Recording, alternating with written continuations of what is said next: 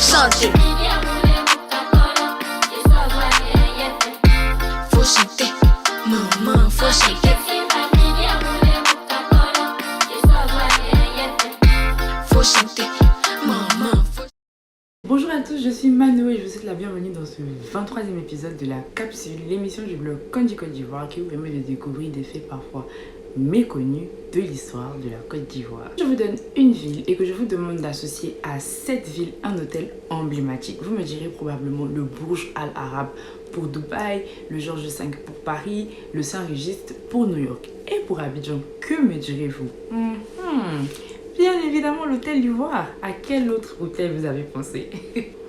Aujourd'hui, Abidjan regorge de nombreux hôtels de plus en plus luxueux et sophistiqués, mais l'hôtel Ivoire reste le plus iconique de tous et nous allons voir pourquoi dans ce nouvel épisode de la capsule. Tout commence en 1960. Le président Houphouët se rend à Monrovia où il séjourne à l'hôtel Ducor, qui était à l'époque le palace libérien par excellence, mais aussi l'un des premiers hôtels 5 étoiles d'Afrique. L'hôtel est magnifique. 8 étages qui surplombent la capitale libérienne, une piscine qui donne vue sur l'océan Atlantique et un luxe saisissant. Le président Houphouët est conquis. C'est ainsi qu'en rentrant à Abidjan, il décide que lui aussi, il aura un hôtel d'une telle envergure. Il contacte alors Moshe Meyer, architecte israélien et architecte du Ducor, afin qu'il réalise pour lui aussi la même chose, mais au mieux, bien sûr. Il est également important de noter que le gouvernement israélien participera financièrement à la construction de l'hôtel Ivoire. 3 ans plus tard, l'hôtel Ivoire est inauguré.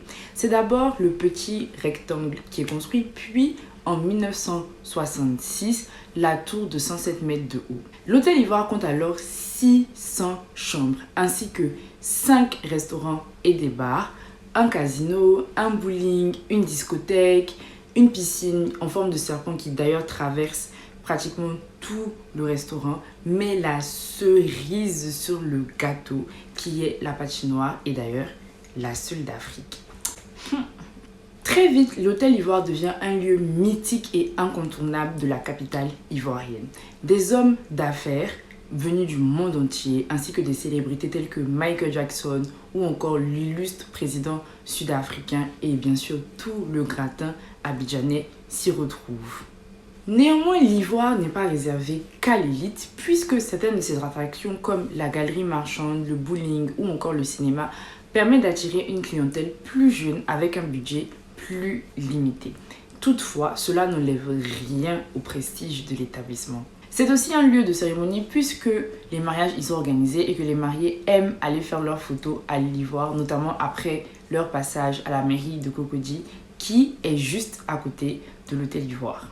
Dans mes souvenirs, quand j'étais petite, j'allais nager à l'hôtel Ivoire avec mes cousins les week-ends et on allait aussi les soirs, souvent les samedis soirs, avec ma maman, manger des forêts noires et des glaces à la galerie marchande. Il y avait une petite pâtisserie dans la galerie marchande. À l'image d'un pays qui se reconstruit après une crise électorale de 2010-2011, l'hôtel Ivoire lui aussi renaît de ses cendres après fermeture pour travaux en 2011.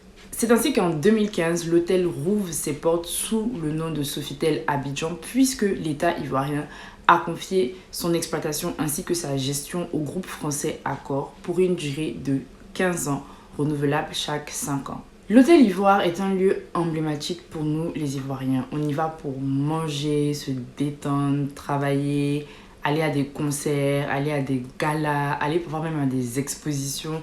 Vraiment, c'est un lieu de vie que nos parents, nos grands-parents, nous-mêmes et potentiellement nos enfants côtoieront. Et pour moi, c'était important de faire une vidéo sur ce lieu mythique, autant pour nous, Ivoiriens, que notre culture. Et j'espère que cette vidéo vous aura plu. Ainsi s'achève l'épisode 23 de la capsule et comme d'habitude, j'ai été vraiment ravie de réaliser cette nouvelle vidéo. Cette vidéo vous a plu, pensez à liker, partager, commenter. Cela permettra à plus de monde de découvrir le contenu que je vous propose. Et en attendant la prochaine vidéo, suivez-moi sur les réseaux sociaux du blog. Voilà, je vous fais des bisous et je vous dis à très bientôt pour le prochain épisode de la capsule. Bye!